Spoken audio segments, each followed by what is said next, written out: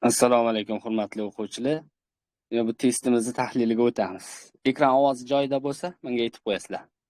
Yaxshimi ovoz? Ekran ko'rinyaptimi? Ha, yaxshi. Yaxshi. Shaxmat turnirida Nodirbek, demak, 14 ta o'yin o'ynashi kerak ekan. Demak, jami 14 ta o'yin o'ynash kerak. Turnir davomida Nodirbek o'ynagan o'yinlarning yarmida g'alaba qozondi. Masalan, yarmi desa, demak, jami x ta bo'lsin. Jami o'ynagan nechta bo'lsin? X ta bo'lsin. U holda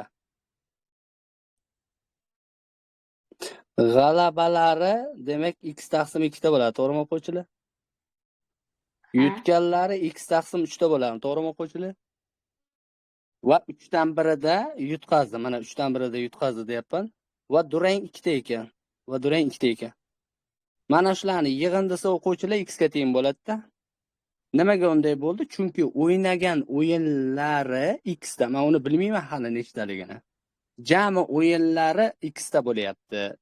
O'ynagan o'yinlari. O'yinlar 14 ta. Endi bu tenglamani yechishim kerak. Tamam. X taqsim 2 qo'shilgan x taqsim 3 qo'shilgan 2 ana o'sha x ga teng bo'ladi. Tushunarlimi o'quvchilar? Bir xil mahraj qilib olamiz. 6 bo'ladi. Demak, mana bunga 2 beramiz, mana bunga esa 3 beramiz. 5x taqsim 6. Menda translyatsiya ketyapti. YouTube'ga qo'yib yuboraman, keyin ovozim bunaqa noqulay ketibdi deysan. Demak, 2 ni qo'shaman barobar 6x taqsim 6 bo'ladi. To'g'rimi o'quvchilar? Bu yoqqa ayriluvchi bo'lib o'tsa, demak x taqsim 6 teng bo'ladi nimaga? 2 ga bo'ladi. X barobar 12 bo'ladi o'quvchilar. X 12 chiqdimi? Menda jami 14 deydi, to'g'rimi? 12 ta o'ynalgan o'yinda olib tashlasam, demak 2 ta qoladi-da yana. Tushunarlimi o'quvchilar? Nodirbek yana nechta o'yin o'ynash kerak ekan? 2 ta o'ynaydi. Bo'ldimi o'quvchilar? O'zingizlar tekshirib olasizlar.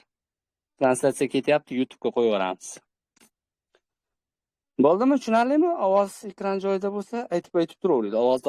Ovoz berib tursanglar. Demak, ikkinchi savol. Rasmdagi obyektdan tepadan qaralganda, mana bu obyektga tepadan qaralganda javoblarning qaysi biri bo'lishi mumkin deb A, B, C, D va E variantlari ko'rsatibdi. Tushunarlimi o'quvchilar savol? PDFni tashlab qo'ygan edik. Xo'p. Endi diqqat bilan qaraymiz. Mana bu ikkita chiziq borlarini hammasini belgilab chiqaman. Men xatosidan chiqaraman yoki to'g'risini topaman deb qiynalib o'tirmayman, xatosidan chiqarishni boshlayman. Demak, bunaqa ikkita chiziqlarning hammasini belgilab chiqaman. A da ham bor, B da ham bor, C da ham bor, D da ham bor va nima E da ham bor, to'g'rimi? Endi e'tibor bersak o'quvchilar, mana bu chiziq demak nima? Bizda oq, qora chiziq emas, oq chiziq. Uni boshqacharoq rangda ko'rsataman o'quvchilar. Mana minus qilib qo'ydim, qizil chiziqcha. Demak, o'z-o'zidan mana bunda yo'qligi uchun mana bu javob chiqib ketadi. Tushunarlimi o'quvchilar? Keyingisi. Mana bunda bor, yaxshi. Keyingisi mana bunda ham bor, D da ham bor, A da ham bor, B da ham bor. Demak, bizda hozircha mana bu javob chiqib ketdi. Qolgan A, B, C dan endi ajratishni boshlayman. Nima qilamiz o'quvchilar desa, keyingi o'ng tarafi ikkita chizig'i nima? Oq. Ikkita chizig'i oq va o'rtasi qora. Demak, o'ng tarafda ikkita chizig'i oq, mana ikkita chizig'i oq ekan. Mana bu ham ikkita chizig'i oq. Mana buni ham ikkita chizig'i oq. A, B, C da hozircha to'g'ri bo'lib turibdi. Ikkita chizig'i oq. Bu bo'yicha 4 ta o'yin to'g'ri, lekin mana bu faktoriga e'tibor bersanglar, qora chizig'i bo'ldi. Demak, uni orasi qora bo'ladigan bo'lsa, mana bu D javob chiqib ketadi o'quvchilar. Chunki oq chiziqda bu, tushunarlimi? Ham chiqib ketadi, ustoz. Keyingisi, C ga qaraydigan bo'lsak, C demak mana qoladi. Chunki mana qora chiziqda. Ada ham oppoq. Ha, hozir endi boryapman. Bu yoqqa qarab boryapman. Hozir shoshma. Demak, D ham hozircha qolib turadi o'quvchilar. Demak, men bu C qolib turadi demoqchiman. D bilan E chiqib ketgan, chalg'imaysizlar.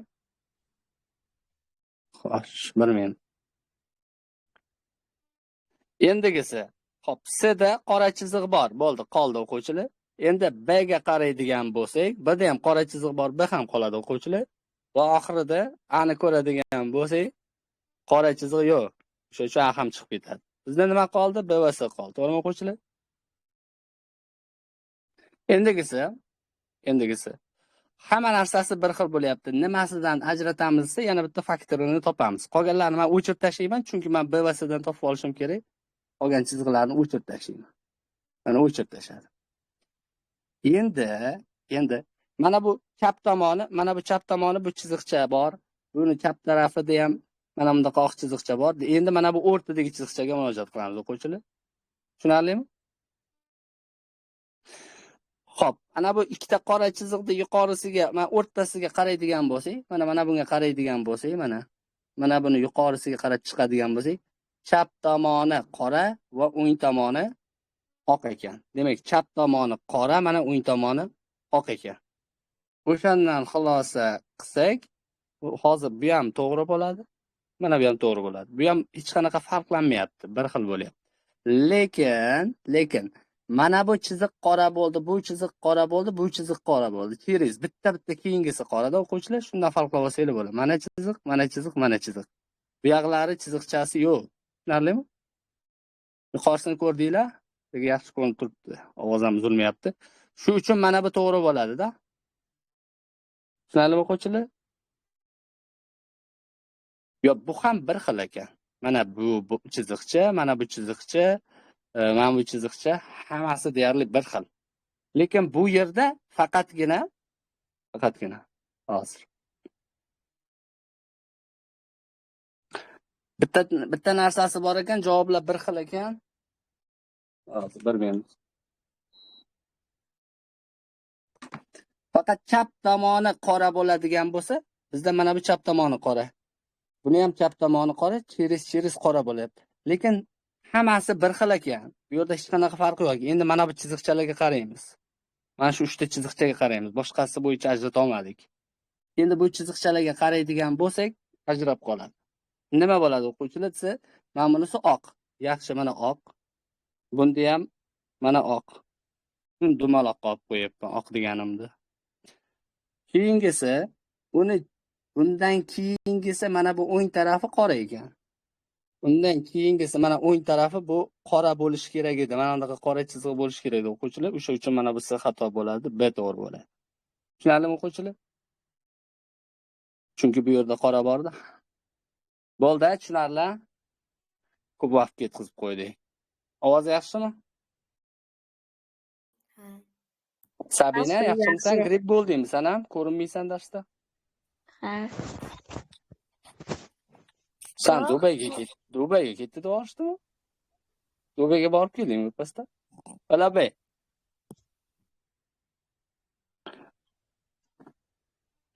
Bozorda 3-savol gapirmading. Bozorda qalamlar partiyasini sotib olibdi sotuvchi va o'zini do'koniga olib kelib boshqalarga sotyapti. Demak, sotish. Do'konda ikkita xaridor kelyapti-da, sotuvchilarni biriga bittasini 10 so'mga beryapti, ikkinchisiga esa 3 tasini 20 so'mga beryapti o'quvchilar. Tushunarlimi? Ma'lum bo'lishicha, sotuvchi har bir xariddan bir xil foyda olgan ekan.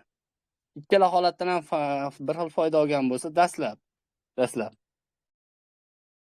sotuvchi bozordan qalamlarni necha so'mdan sotib olgan bo'lishi mumkin deb so'rayapti bizdan. Bizda o'quvchilar nima edi? Foyda nimaga teng edi? Sotib olingan va xarajatni yig'indisi, to'g'rimi? Ana o'sha foyda bo'ladi. To'g'ri aytdimmi? Ismoil, ovoz eshitilyaptimi? Nimaga indamayapsizlar? Menga ovoz aytib turmasanglar bo'lmaydi. Eshitilyapti. Eshitilyapti. Foyda nimaga teng? Abdulloh, men dadang savdogar, foyda. Foyda uni jami pul xaridordan pul olganingizdan ishlatgan pulingizni ayirsangiz, foyda bo'ladi. Demak, bunaqa demoqchisan. Masalan, X so'mga sotib oldi, Y so'mga qo'ydi, ustiga narx qo'ydi va qanaqadir narxga sotdi, to'g'rimi? X bilan sotib oldi, Y bilan sotdi. Mayli, X, Y demayli. Mana bolalarga misol uchun, masalan, 35 so'mga oldi, 45 so'mdan sotdi. Nima bo'ladi? 10 so'm foyda bo'ladi, to'g'rimi? 10 so'm foyda bo'ladi. Mana shunaqa deb tushuntiraylik. Demak, X so'mdan olib, Y so'mdan sotdi. U holda mana bundan buni ayirsam foyda bo'ladi, to'g'rimi o'quvchilar? Hamma tushundimi? Mana shunaqa tushuntiraman. Mana endi bog'lab oldik, endi hayotga tinglama qilib ketaveramiz. Masalan, 10 so'mga sotdi. Demak, 2 so'mga olgan bo'lsa foydasi chiqdimi o'quvchilar? Tushundinglarmi, yo'qmi? 10 so'mga sotdi, 2 so'mga sotib olgan. Sotganidan sotib olganini ayirsak foyda bo'ladi. Ana yakuniy xulosa. Tushunarlimi o'quvchilar? Bu foyda va ikkinchi foydani yozaman. Ikkinchi foydasi mana bu 3 ta qalam 3x da, to'g'rimi? 20 ga sotdi, 3x xarajat qilgan. Mana shu ikki holatda ana o'sha tinglamani tinglab qo'yamiz, bo'ldi, yechiladi. Tushunarlimi o'quvchilar? Tushunmadinglarmi yana? Demak, nima bo'ldi? 10 ayrilgan x teng bo'ladi, 20 ayrilgan 3x, to'g'rimi o'quvchilar? Kamol aytyapsanmi? Ana endi o'quvchilar, nima bo'ladi? Mana minus x bu yoqqa o'tadi, plus 3x. Ayrilgan x o'zida turibdi, barobar. Mana bu qo'shiluvchi 10 20 ni oldiga o'tadi. 20 ayrilgan 10. Tushunarlimi o'quvchilar? 10 teng 2x bo'ladi. X barobar 5 bo'ladi. Bo'ldimi? Nima bo'ladi? 5 so'mdan bir xil anaqa qiladi. Foydaga. Bir xil foyda qachon bo'ladi? Mana x o'rniga 5 qo'yganda, bu jami 5 chiqadi. Mana uni o'rniga ham 5 qo'yganda, buni ham jamisi 5 chiqadi. Ikkisidan foydasi $5 bo'ldi. Necha so'mdan sotib olgansan? 5 so'mdan sotib olgan bo'ladi. Tushunarlimi o'quvchilar? Bo'ldi, tushunarli. 4-savolda aytayapti o'quvchilar. 4-savolda mana bularni individualni har biri bir xil raqam deyapti. Misol uchun o'quvchilar menga 2 qo'yib ko'ramiz. 2 qo'ysak, mana bu 4 bo'ladi. U holda mana 18 bo'ladi. To'g'rimi o'quvchilar? Lekin bitta raqamni bildirish kerak-da bizda. Shuning uchun bo'lmaydi-da bu. Nima qilamiz desa 1 qo'yamiz o'quvchilar.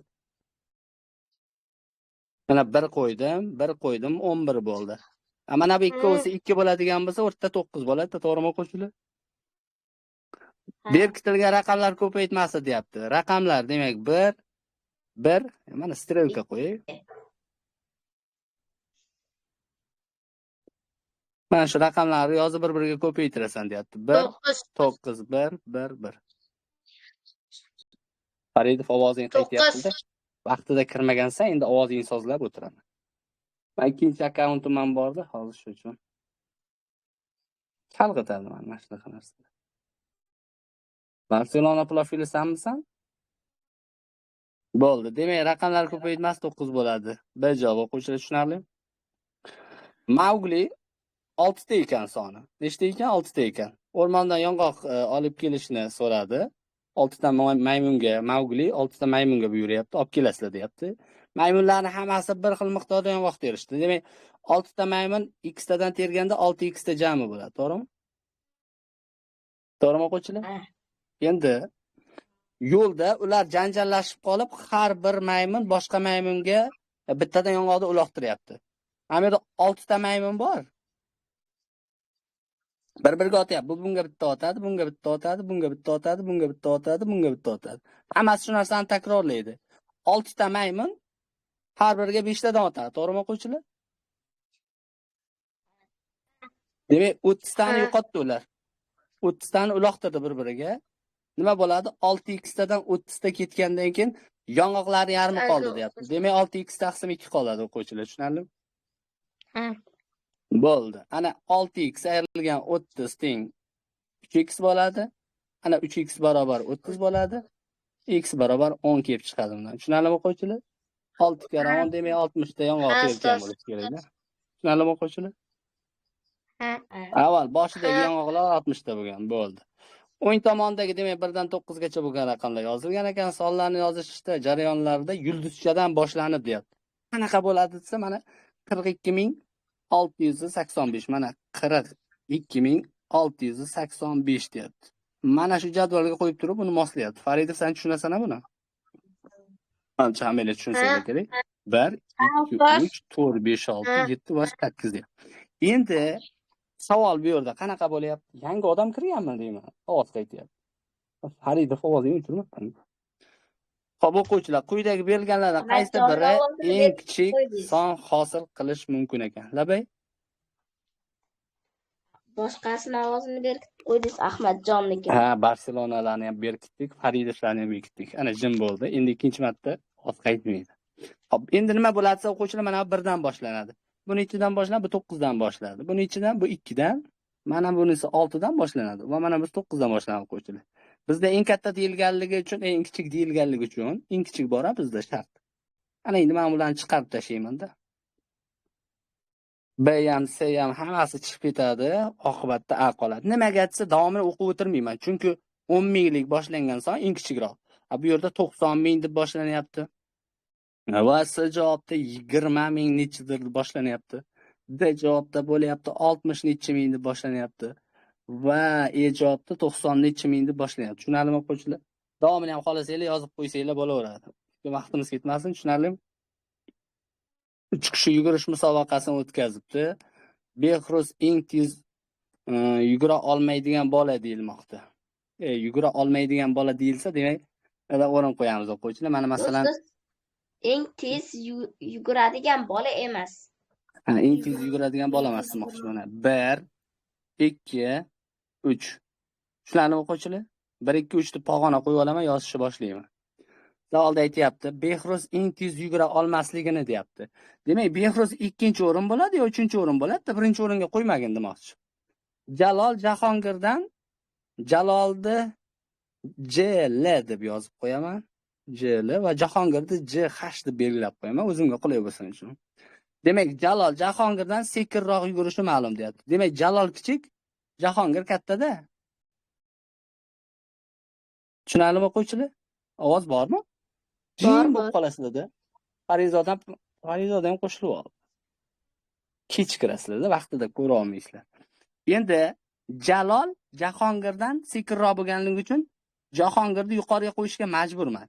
Lekin Jalolni 2 yoki 3-o'ringa qo'yishga majburman. Chunki men bilmayman-da hali Jalol 2-o'rinmi, 3-o'rinmi, uni aniq ayta olmayman. Eng tez kim yugurishi aniq desa, ana u Jahongir tez yugurishligi aniqda, desa bo'ladi. Lekin 3-o'rinda aniqlab bo'lmaydi o'quvchilar. 3-o'rinda aniqlab bo'lmaydi. Bo'ldimi, tushunarlimi? Lekin aniqlab bo'ladigani 1-o'rin. 2-o'rinda ham aniqlab bo'lmaydi. Tushunarlimi o'quvchilar? Ha. Bo'ldi. Soliha bir son o'ylabdi. Demak, 3 ta qoida keltirildi. Shu qoida asosida biz savoliga javob beramiz. Bu son 115 dan katta deyapti. Demak, bu son masalan qanaqadir A soni bo'lsin o'quvchilar. Mana A soni bo'lsin, 115 dan katta ekan. Lekin mana bu 120 dan nima ekan? Kichik ekan. Mana 120 dan nima? Mana kichik bo'ldi. To'g'rimi o'quvchilar? Ana kichik dedik. Bu son 117 dan ham kichik deyapti. O, yana bitta bizga yordam beradi. 117 dan ham kichik deyapti. Demak, bu necha bo'ladi? 116 bo'ladi-da. Tushunarlimi o'quvchilar? 116. Endi tamoyil tanqidiy fikrlash masalasi 9 va 10 tanqidiy fikrlash bo'ladi. 6-A sinf o'quvchilari soni 8-B sinf o'quvchilari soni bilan teng ekanligi aytildi. Demak, 6-A sinf o'quvchilari soni 8-B sinf o'quvchilari soni bilan tengligi aytilyapti. Demak, bu ikkisini men bunday qilib turib tenglab qo'yay. Mana teng. Demak, 8B sinfida 28 ta o'quvchi bor. Demak, 8B sinfida 28 ta o'quvchi bo'ladigan bo'lsa, 6A sinfida shuncha o'quvchi bor deyapti. Bu degani mana bu xulosa bunga qarab olib kelsin deyapti. Mana strelka. 8Bda 28 ta bo'lganligi sababli 6Ada ham 28 talik kelib chiqadi-da deb xulosa yasayapti. Tushundinglarmi o'quvchilar? Keyingisi. Quyidagilarda qaysi biri yuqoridagi gapdagi tamoyilga asoslangan? Tamoyil deganda ma'no jihatidan bir xil bo'lsin, lekin shakli har xil bo'lsin deydi. Tushunarlimi o'quvchilar? O'tgansizlar, to'g'rimi? O'tmaganmisizlar? O'tganmiz. O'tganmiz ustoz. Ana u 28 ta kitob bor ekan, neginada esa 20 ta kitob bor ekan. Demak, mening kitoblarim unikidan 8 ta gap, 8 ta ko'p deyapti. Demak, mana bunday qilmoqchi. To'g'ridan to'g'ri tenglik bo'lishi kerak-da. Hech qanaqa qo'shilishlarsiz. 28 deyapti, 20 dan 8 taga ko'p deyapti. Bu bunaqa demoqchi. Lekin tamoyilda nima deganda? 28 ta 28 taga teng bo'lsin degandi. Bu xato bo'ladi o'quvchilar. Ma'no jihatdan tushish kerak, bir-biriga qolibga tushish kerak. B'si. Menda 5000 so'm pul bor deyapti. Bitta bolada 5000 so'm pul bor ekan. Demak, ukam Jamshidda ham, demak, ukam va Jamshidda yana bitta ukasi bor ekan va Jamshidda ham 5000 so'mdan pul bor ekan. Sababi chunki demoqchi. Sabab ko'rsatyapti. Dadam ikkingizga teng miqdorda pul berdim degan edilar. Bu to'g'ri bo'ladi, chunki ma'no jihatidan tengligini sababi to'g'ri ko'rsatilyapti. Tushunarlimi o'quvchilar? Va aytdik-ku mana boshidagi strelka oxirdan boshiga bog'langan deb. Bunda ham sabab keltirilyapti. Mana bu ikkovingga dadam berganda teng pul deb aytayapti. Shuning uchun men bu bajavob bo'ladi. Tushunarlimi o'quvchilar? Savatdagi olmalarda 3 kishi ikkitadan olsa, 3 kishi ikkitadan olsa, savatdagi olmalar ikkita bo'lsa, 3 kishi ikkitadan olsa, savatda 4 ta olma qoladi deyapti. 4 ta olma qoladi. Demak, unda 10 ta olma bor deyapti. Bu ham ma'no jihatdan tushmaydi. Bu to'g'ri gap bo'lsa ham, mana bunga to'g'ridan to'g'ri ma'no jihatdan to'ldirish kerak. Shuning uchun bu ham xato bo'ladi o'quvchilar. Mahliyo har kuni 10 betdan kitob o'qisa, 12 kunda kitobni tugatadi. Demak, kitob 120 bet. 10 kundan 12 varaqdan o'qisa, 120 bet tugatadi deyapti. Yo, bu yerda to'g'ridan to'g'ri tenglik bo'lishligi kerak. Qanaqa tenglik bo'lishi kerak? Ana 28 teng 28 ga o'xshagan tenglikda tasdig'i to'g'ri bo'lishi kerak. Shuning uchun bu yerda ham xato bo'ladi. Tushunarlimi o'quvchilar? Xo'p. Shifokorlarning fikriga ko'ra, ana bu jismoniy mashqlar bolalarning fikrlashini rivojlantiradi deyapti. Tushunarli? Quyidagilarni qaysi biri shifokorning fikriga qo'shilishingizga asos bo'ladi? Buni topishda hamma narsani qo'yasizlar-da, jismoniy mashqlarni rivojlantirish foyda beradigan, foydali javob topasizlar. Foyda. Nima uchun? Chunki jismoniy mashqlar bu yerda odamga foyda beryapti. Va shifokorning faktorini o'sha foydali javob to'ldiradi. Tushundinglarmi? Eng katta foydani olishinglar kerak. Ajoyib. Jismoniy mashqlarni bajarish orqali bolalar odatda toliqib qoladi deyapti. Bu foyda haqida aytmayapti bu. Bu jismoniy mashqlarni ko'p bajarsangiz ziyon bo'ladi deyapti. Bu xato bo'ladi o'quvchilar. Xato bo'ladi. B. Jismoniy mashqlarni bajarish orqali bolalar miyasida yetarlicha kislorod keladi. Demak, bu yerda foyda bor. Kislorod kelishi foyda va qon aylanishini yaxshilashi bu ikkinchi foyda. Foydani foyda bilan to'ldiryapti, to'laqonli to'g'ri bo'ladi. Tushunarlimi o'quvchilar? Bo'ldi. Ko'plab aqlli kishilar jismoniy mashqlarni bajarmaydi. Jismoniy mashqlarda ziyon qilib ko'rsatyapti. Demak, bu ham xato bo'ladi o'quvchilar. Bolalar maktabda jismoniy tarbiya darsini yoqtiradi deyapti. Jismoniy tarbiya darsini yoqtirishligi to'liq fikrni ifodalab bermaydi. To'g'ri. Sportni foydali qilib ko'rsatyapti. Sportni foydali qilib ko'rsatyapti, lekin ana bu shifokorning gapini to'liq asoslaydigan B kuchliroq. Kuchli bo'lishi, D kuchli bo'lishi mumkin, lekin B to'laqonli to'ldiradi. Tushunarli qo'shlar? Kimdir bu Latifjon, qayerdan kelyapsan, Latifjon? Saidjon? O'quvchilar, hozir men anaqa qilaman. Shunday translyatsiya yangi savollarni ochaman, keyin yangi savollar bilan gaplashamiz. Oshxonada yurganlar endi kirolmay qoladi-da. Telefonni tashlab ketishga oshxonaga. Hozir qaytib yo'q boramiz o'quvchilar.